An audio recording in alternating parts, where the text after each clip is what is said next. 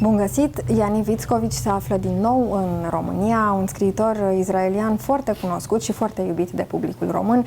Good evening, Good evening. Yaniv. Thank you so much for accepting our invitation. Thank you for having me. I would like to start the interview by asking you how you found your voice and what would you say is your voice on the contemporary literary scene? That's a good question. I think that I write books that I love to read. And I love big novels, long novels, with a lot of research and a lot of history. And I think that both in The Butcher's Daughter and in No One Leaves Palo Alto, it's a book that it took time to sort of plan it and build it and create it. It's like a work of, more like a work of an architect, you know. So I like books that have a sort of a architectural. It's a crime novel. Yes, it starts as a crime novel, yeah. And a psychological thriller, Right. a very deep one, Yeah. with roots in the current situation in Israel, but Right. also roots about the family and the family trauma, which is a very, very important theme in your writing. I wanted to write about the human body because, you know, in literature you always talk about the psychology and the soul, and people don't write a lot about the human body. And I was very interested in understanding the human body. So I started taking an anatomy course. You did? In Israel. Wow. Yeah, and with med students. Yeah. And 3 times a week we went into the cellars. We had like 24 bodies, cadavers. Did you do dissections yourself? And we did dissections. And I wanted to sort of understand how it's possible that we are all built in the same way, you know. If you look at your finger, you will see that we have the exact same structure. And, you know, all the veins, the bones, everything is the same, but we are completely different. I think that I sort of started to explore it. So, for example, when you do a dissection of the lungs, you start to see differences. Because some have black lungs, Yeah, the smokers, the heavy ones, yeah. and some have clean lungs. So you start to see how our life shape our body and vice versa. So I was very interested in that, in exploring these options in the book. So what was the most fascinating thing that you found out while dissecting the human body? First of all, I got the idea for the book by, you know, I started working with med students, and then they told me, you know, if you would have come 1 year before, you would get to dissect Yoram Kenyuk. Oh. I don't know if you know who's Yoram Kenyuk, yeah. but he's you can tell he's a that, very yeah. famous author in Israel, which I admire. So he gave his body So he for gave his research. body for research, and the minute that I heard that, I thought, wow, I could actually dissect someone that I know. Yeah. All the time we explore people's minds and bodies, and we do. And I wanted to write a book which is a sort of a dissection of Israeli society. A sort of, you know, taking the knife and starting to cut all the details, and going into, as you said, the trauma, because I think that we are sort of a post-traumatic society. All the time. All the time. And part of what we do and who we are is followed by the ongoing post-traumatic disorder that we are not taking care of. And this is how the book was born. Would you give your body for dissection as well? No. No. No. Why not? Because even though I don't believe that you live after the idea that people will dissect my body bothers me. So I rather not do it. But I totally respect people who do it, because you know, this is how science is Yeah, evolving, yeah. Evolving, yeah. But people do dissect your books, and they find do, a yeah. lot of stuff. They do. Do you happen to find things about yourself that you didn't know before while rereading or rewriting your books? Yeah, a lot of things. I think that, first of all, you know, the book is called No One Leaves Palo Alto. Okay, and a lot of people ask me, why is this the name of the book? It doesn't happen in Palo Alto. You know, Palo Alto is mentioned, but it's not, the book occurs in Haifa, in Tel Aviv. And the reason is that I spent 3 years in the US. In Palo Alto, in New York, I was doing my postdoc research. Yeah, about Wittgenstein. About Wittgenstein, yeah. And when I went to the US, I don't know how it is with Romania, but when people go to the US, people tell them, oh, you will never come back to Israel. Yes, because no one leaves Palo Alto, no one leaves New York, no one leaves Colombia. And I was really upset by this comment because, you know, Israel is my home. And when I was in Palo Alto, in New York, I felt that I want to go back. Yeah. It wasn't my home. But it came from the body. It didn't come from the mind. Because in terms of everything else, it was a very easy and comfortable life in the US. But it wasn't home. I didn't feel that I'm in my home. So how does home feel in your body? It feels, first of all, I think it's the language and the culture. You know, even though I can speak English and I communicate very well with people, it's not the same because the language and the culture and the way people are with each other, it's even things that we cannot express in, you know, in formal language, but it's something that is very intimate in our relationships, in the way we are. And to create this intimacy in a different country is very difficult.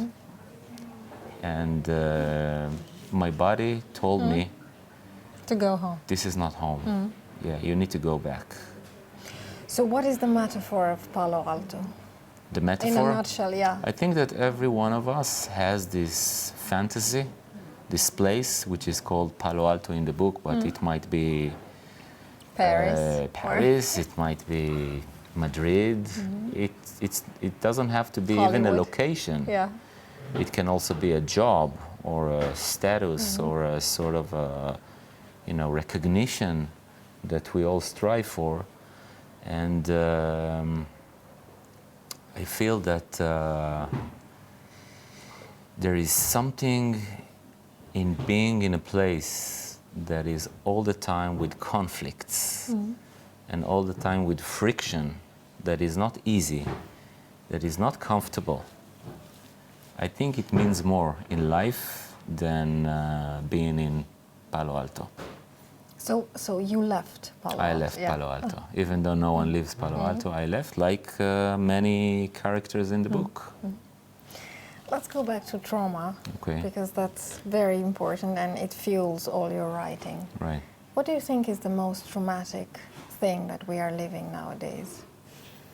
In Israel or in general? In Israel and in general. Well, in Israel it's easy. It's the Holocaust. Yeah. It's very easy. And Even the war? though, well, the war it's just another phase of the Holocaust. But the Israeli state was founded 3 years after the end of the Holocaust, and many of the people who created it were Holocaust survivors. And the idea of having a Jewish state is first and foremost because we don't want the Holocaust to repeat itself. Yeah. So this trauma is the fundamental sort of psychological framework of Israelis. And October 7th is just another manifestation of that trauma because first of all, it's the #1 tragedy that happens to Jewish people since the Holocaust. Yeah. It's 1,200 people butchered in one day. Second, it proves to the Israeli framework, mindset, that we need to be strong and defend ourselves, or else not 1,200 will die, but millions will die. 6 million, yeah. So this trauma keeps, it's like a recycling sort of, and a lot of Israelis are seeing reality through these glasses. Even though, and this is what I'm trying to say in my book, one of the things is that when you see reality like that, this is the reality that you keep creating. So you get stuck in Palo Alto. Yes. In a different way. You get stuck in the trauma, you get stuck in being all the time in a cycle of violence, you get stuck all the time in a, and this is partly our problem. Do you think this trauma could ever be overcome? I think, yeah. How? Well, the chances are 25%. So and precise. I will explain why. We have in our side and the Palestinian side or the Arab side, we have normal people and we have extremists. Yeah. Okay. If the extremists will meet the extremists, then it will be World War III. If the normal meet the extremists, the violence will just keep rolling ad infinitum. If the normal meet the normal, Yeah. this is a 25%, Okay. maybe 33, I don't know how you look at it, then there is a chance. And this is why we have to replace our government. This is why the Palestinians need to form a sort of a, rational, normal, without the Hamas government. And if these conditions are met, then the future could be bright. I read your declarations before that the war is not against the Palestinians, but Right. against Hamas Right. as a terrorist organization. I 22 years ago, I refused to serve in the occupied territories because I thought that the Palestinians should have a state, and I still think that they should have a state. And I paid a personal price in my country, and it was not an easy price. And with me, there were other people who refused, and we all thought that this is what we should do. But the Hamas doesn't represent the Palestinian people. On the other hand, it uses the Palestinian people for its ideology. Yeah. And it's very hard to separate it, because if you have a war against Hamas, you see how many people die, you see that there are so many casualties, and the reality is that innocent people are in buildings where Hamas is, and it uses the civilians, and it's an infinite circle of sorrow. Yeah, and of trauma. Yeah, But for the this- Palestinian people as well. For the Jewish and for And the for the whole Jew- world yeah, as well. yeah. But this time you chose to serve Yeah. in the army. Yeah. So you have a very recent experience Yes. as a military. Right. How did you make this choice, which was tough? It was a very tough choice, especially because I have small kids. I have 3 daughters, and I'm not young. I'm 49 years old, so it's not a very easy choice. And the last time that I wore a uniform was in 2002. I was very determined to go, because I felt that this time there is no excuse, there is no rationality, there is no way to explain what Hamas did. And I don't know if a lot of people know this in Romania, but the villages and the places that were attacked by Hamas were the most left-wing people in Israel. These are people that brought sick people from Gaza to treatment in Israel. These are people who employed the Gaza people in Israel, who gave them a lot of money, who were doing projects together. And these were the places that Hamas attacked. And for me, it was a sort of a statement, because I'm very known in Israel as a left-winger. So for me, it was a sort of a choice that I made, that I'm now setting a limit which says that Hamas is out of the game. That we're not willing to negotiate with them, and that what they did will basically erase them completely for any negotiation in the future. Did you ever think that you might become an extremist yourself in the process? An extremist? Yeah, a fanatic. A right wing or a left wing? As Amos Oz puts it. I'm not an extremist person, so it's not part of my sort of. I think that you need to have a sort of a mindset to be extremist, but you know, as a writer, you can't really be an extremist because you need to sort of understand the other side, right? You need to always, for example, if you write about a woman who butchers, then you need to understand her. So you need to cross the line to, you know, be other than yourself. And this is not the mindset of an extremist. What is the thing that you found out about you and about your writing while being in the army this time? The army experience is very confusing because it's the adrenaline and the things that you do. It puts you in a very high, major, intensive experience. And, you know, maybe it's a middle life crisis, but it's very confusing because you need to realize that life is not like that. Life is not war, okay? And in normal life, it's not natural to be a fighter, okay? It's not natural to risk your life, to see those devastating sights, you know? So you have to always remind yourself that war is not life, and Tolstoy said it once, but you have to always remember that, you know, the barriers for existence are not like that. You know, you have to be the best of yourself even in the morning when you get up and you do, I don't know, you clean the house. Yeah. Okay, this is the real heroism in life, not going to war. So the day-by-day process. The day-by-day process. The normal people. The normal people, the mundane fight for existence, for being a good father, for being a good citizen, for, you know, for being an activist, for trying to understand people and not fight them, because to fight them is much more exciting. Yeah, but it fuels the cycle. Exactly, than to try and understand them, even though you feel that what they say is bullshit. Yeah.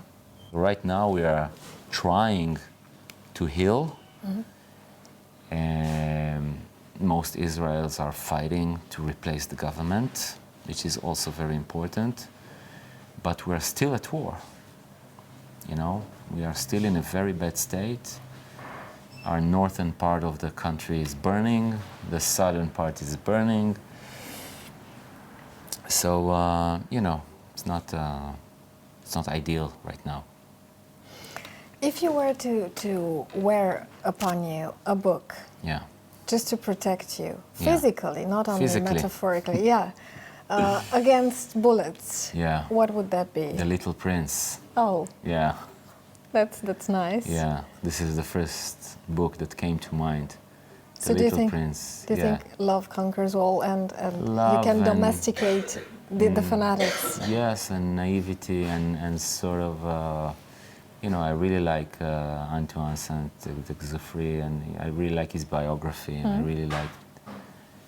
Sometimes, you know, someone wrote in France that I remind him of. And this was the biggest compliment that I ever got in my life. So, The Little Prince, yeah. It is a I big know it's a bit compliment. cliche, but No, it's a tiny book, so Yeah. it can be put Right. against your heart. Yeah. Since I'm a linguist myself, Yeah. I'm very much interested in Wittgenstein Yeah. and the relationship we have with the world and with the language. Do you think that the language shapes us in a way which is uncommunicable and also untranslatable, and also it can lead to miscommunication and words like it happens? Of course. I think that Wittgenstein taught us that the cultural context of everything determines the meaning of language. Okay, so you know, he was a revolutionary thinker, because till Wittgenstein people thought that the meaning of words is just, you know, the objects. Like I say book, okay, this is the meaning of the word book. Yeah. And he was the first one after Frege to think that the meaning of everything is determined by the context. You know, if you and I would have a different context in our conversation, we might have a different meaning to the words that we have. So the setting, the context, the culture, this is why it's very hard to translate books from one language to another. This is why a lot is lost in translations. This is why sometimes things that are said in good faith are misinterpreted as rude, you know, and yeah, definitely I also talk about it a lot in my books, about the connection between our language and the way we think.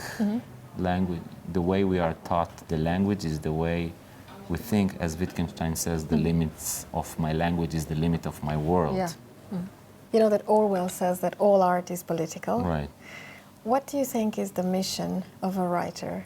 Yesterday I was in a sort of a, you know, the opening event of the beautiful poetry festival, and all the ambassadors and politicians talked about how poems and fiction is not about politics, but it's about building bridges and, you know, putting politics aside and, you know, speaking as human beings to human beings.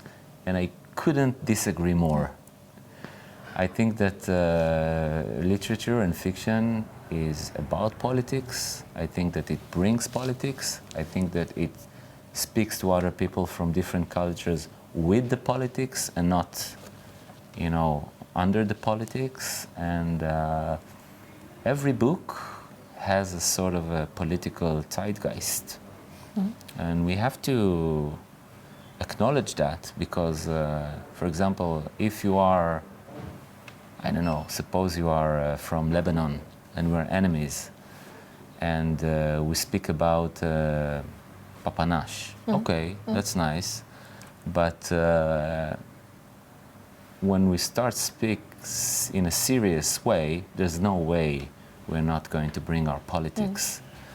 And the bridges are built not under the politics, but with the politics. And I think this is part of our missions as authors, to put it, to show it, to manifest it, to analyze it, to dissect it,